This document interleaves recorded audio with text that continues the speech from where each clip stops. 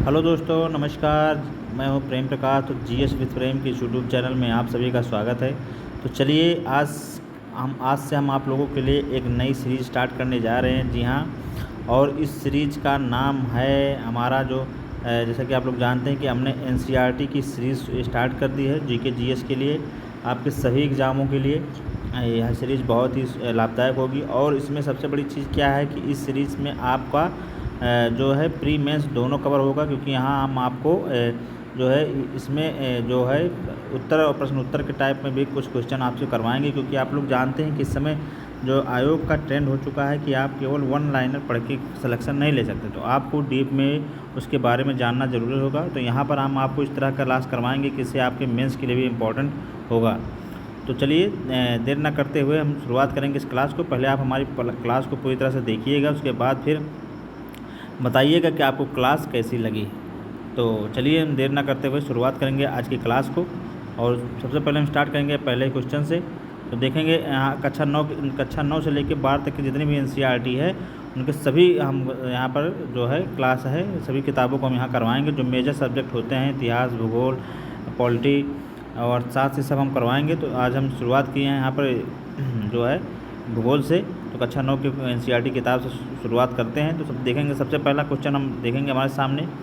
तो सबसे पहला सवाल है हम लोगों के सामने कि देखेंगे, सबसे पहला सवाल है कि कर्क रेखा किस राज्य से नहीं गुजरती है। जी हाँ, यहाँ देखेंगे कर्क रेखा किस राज्य से नहीं गुजरती है। तो इसका इसमें ऑप्शन है राजस्थान, ऑप्शन नंबर ख उड़ीसा, ऑप्शन नंबर ग छत्तीसगढ़, ऑप्शन नंबर घ त्रिपुरा। तो हम देखेंगे कि कर्क रेखा किससे नहीं गुजरती है। तो जैसे जानते हैं इसका एक मित्र पर गमछा झार, जी मित्र पर गमछा झार यह इसका सूत्र है।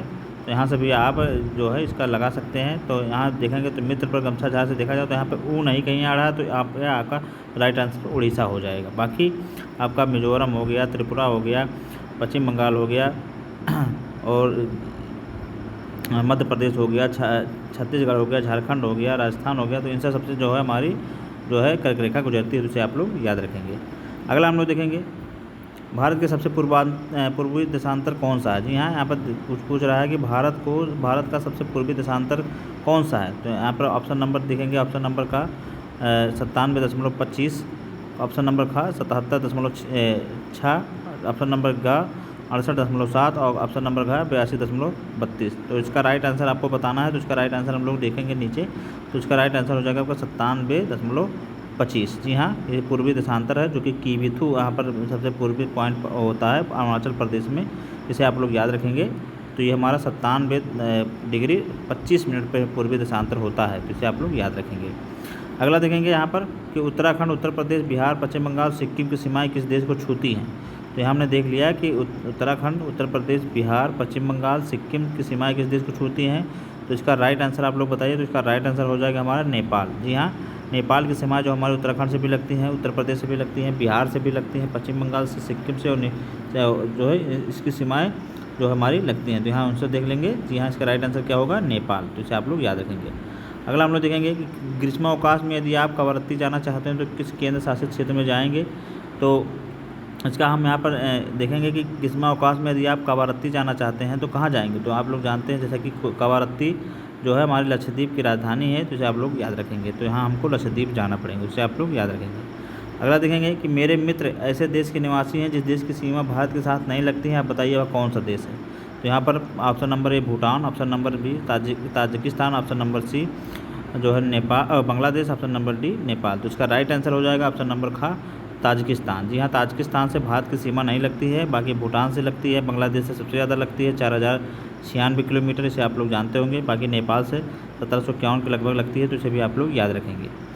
तो यहाँ हमने जितने भी बहुविकल्पीय टाइप के प्रश्न थे उनको हमने देख लिया। अब हम चलेंगे यहाँ पर देखेंगे जो संक्षिप्त में हम उत्तर देने हैं। नीचे दिए गए कुछ प्रश्न हैं, उनके उत्तर जो है हमको संक्षिप्त में देने हैं। तो सबसे पहला देखेंगे कि अरब सागर और बंगाल की खाड़ी में स्थित द्वीप समूह के नाम बताइए। दक्षिण में कौन सा द्वीपीय देश हमारे पड़ोसी हैं, इसके बारे में हमको बताना है। तो उसके बाद दूसरा क्वेश्चन देखिए कि उन देशों के नाम बताइए जो क्षेत्रफल में भारत से बड़े हैं। फिर हम देखेंगे कि हमारे उत्तर पश्चिमी, उत्तरी, उत्तर पूर्वी पड़ोसी देशों के नाम बताना है। भारत में किन किन राज्यों से कर्क रेखा गुजरती है उनके नाम बताना है। तो इन सब का नोट्स भी आप लोग बना सकते हैं आप लोग हमारे क्लास को पॉज करके आप यहाँ इसका नोट्स भी बना सकते हैं। तो सबसे पहले हम देखेंगे अरब सागर बंगाल की खाड़ी में स्थित द्वीप समूह के नाम तथा दक्षिण में कौन कौन से द्वीपीय हमारे पड़ोसी हैं। तो आइए देखेंगे। सबसे पहले हम देखते हैं कि अरब सागर में लक्षद्वीप तथा बंगाल की खाड़ी में अंडमान निकोबार द्वीप समूह स्थित हैं, जो कि दक्षिण में श्रीलंका और मालदीव द्वीपीय हमारे पड़ोसी देश हैं। तो इसे आप लोग याद रखेंगे। तो अरब सागर में लक्षद्वीप, बंगाल की खाड़ी में अंडमान निकोबार द्वीप समूह स्थित है और दक्षिण में श्रीलंका तथा मालदीव द्वीपीय देश हमारे पड़ोसी देश। तो हमारी ये पहले सवाल का उत्तर हो गया। अब अगला देखना है कि उन देशों के नाम बताइए जो क्षेत्रफल में भारत से बड़े हैं। तो इसमें सबसे पहले रूस हो जाएगा, फिर कनाडा, फिर अमेरिका, चीन, ब्राज़ील, ऑस्ट्रेलिया जो है भारत से क्षेत्रफल में बड़े हैं और भारत इसमें 7वें स्थान पर है। तो इसे आप लोग याद रखेंगे कि रूस, कनाडा, अमेरिका, चीन, ब्राज़ील, ऑस्ट्रेलिया के बाद भारत 7वें स्थान पर है क्षेत्रफल के मामले में। तो इसे भी आप लोग याद रखेंगे। अगर अब तीसरा हम लोग देखेंगे, तीसरे प्रश्न का उत्तर हम लोग को देखना है कि हमारे उत्तर पश्चिम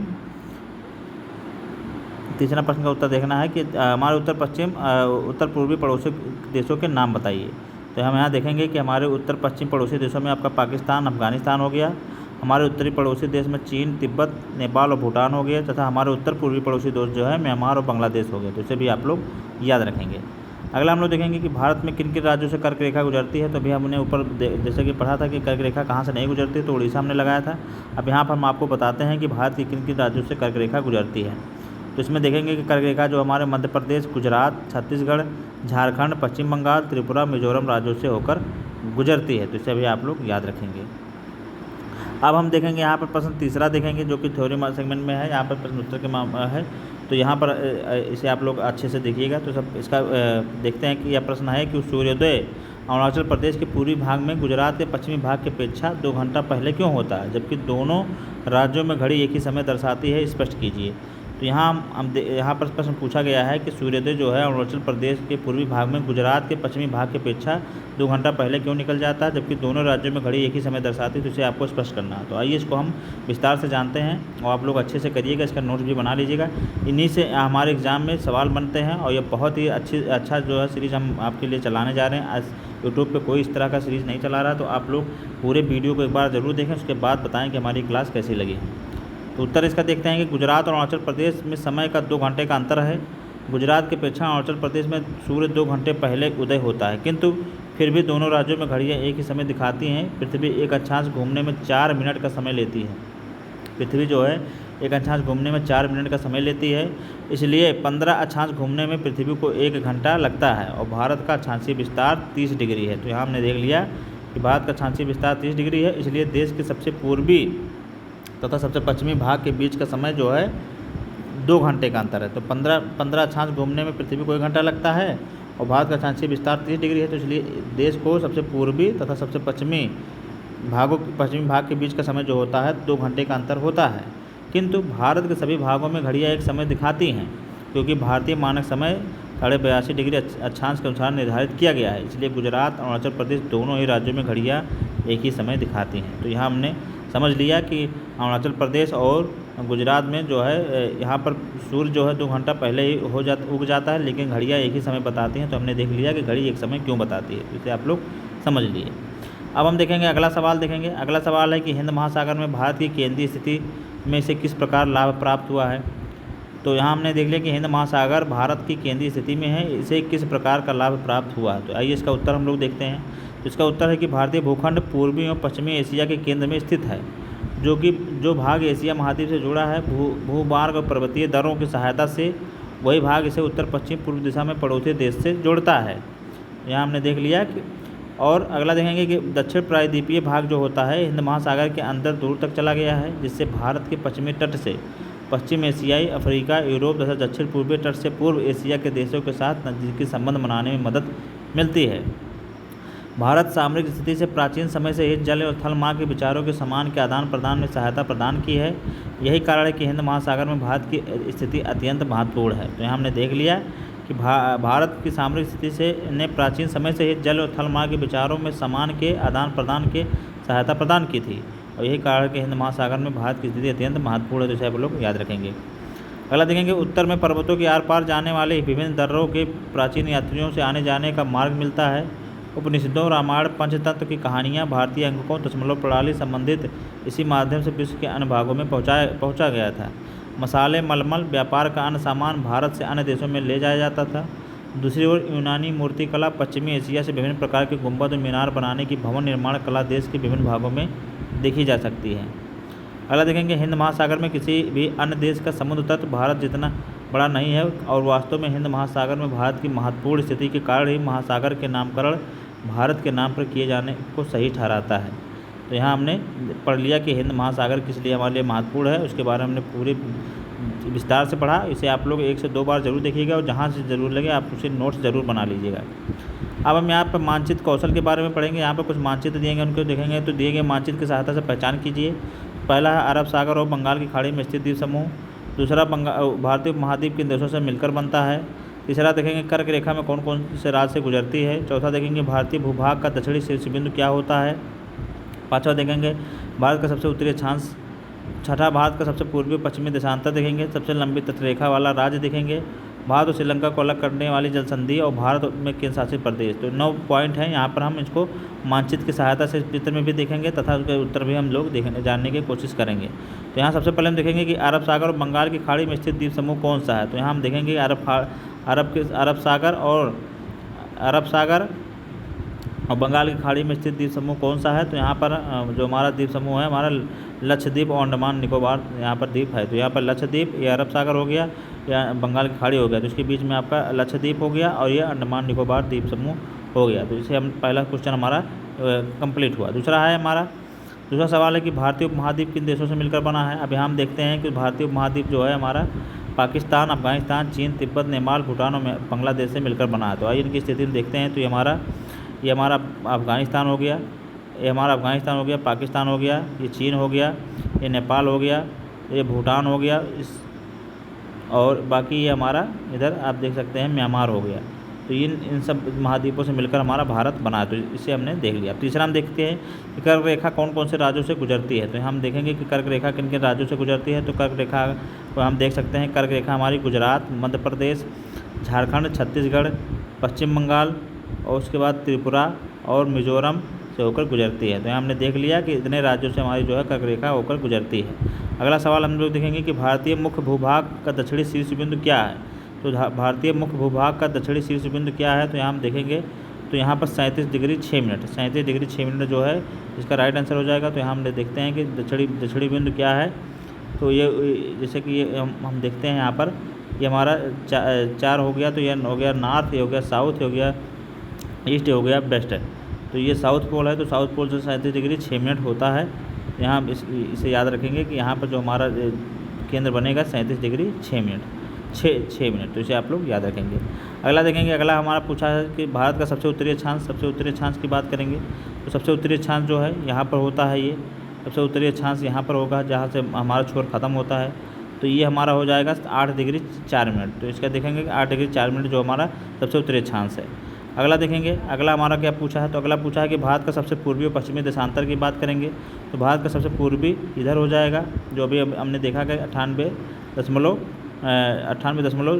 जो है 97.25 तथा 68.7 यह हमारा इधर का हो जाएगा पश्चिमी का। तो यहाँ का हमारा जो हो जाएगा 68.7 और यहाँ का हो जाएगा 97.25। ये हमारा पश्चिमी पूर्वी देशांतर हो गया। तो इसे आप लोग याद रखेंगे। अगला हम लोग क्या देखेंगे, अगला हमने देखना है कि सबसे लंबी तटरेखा वाला राज्य। तो सबसे लंबी तटरेखा वाला राज्य की बात करें तो यहाँ पर सबसे लंबी तटरेखा आप देख सकते हैं।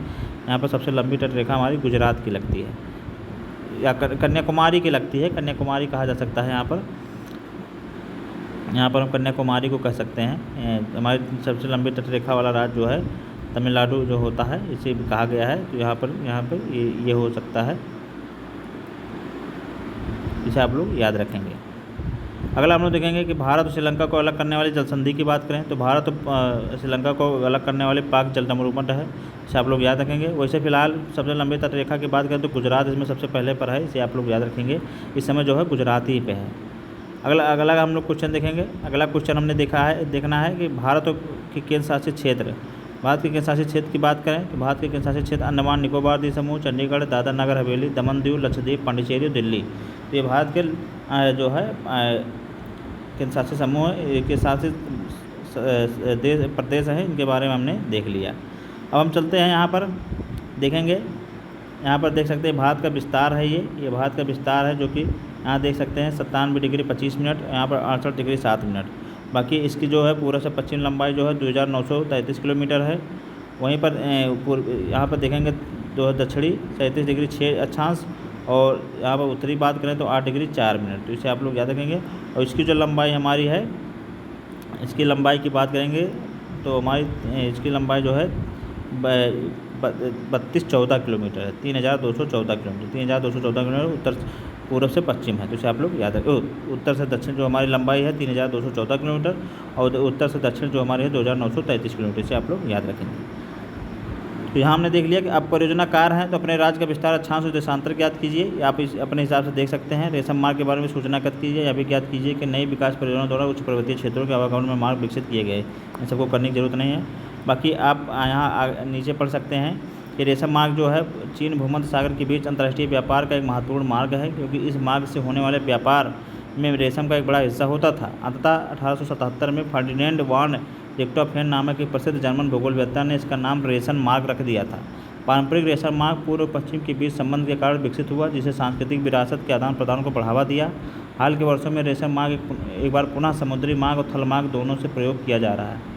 तो यहाँ हमने देख लिया कि इसका आंसर हमने यहाँ पर देख लिया कि रेशम मार्ग के बारे में सूचना एकत्र कर लिए। और तो आज की क्लास आप लोगों को कैसी लगी, आप लोग हमारे कमेंट बॉक्स में ज़रूर बताइए। अभी हमने स्टार्ट किया है और इस तरह का जो क्लास है करने में थोड़ा परेशानी होती है, तो धीरे धीरे हम फ्लो में आएंगे, फिर धीरे धीरे और अच्छे से करवाएंगे।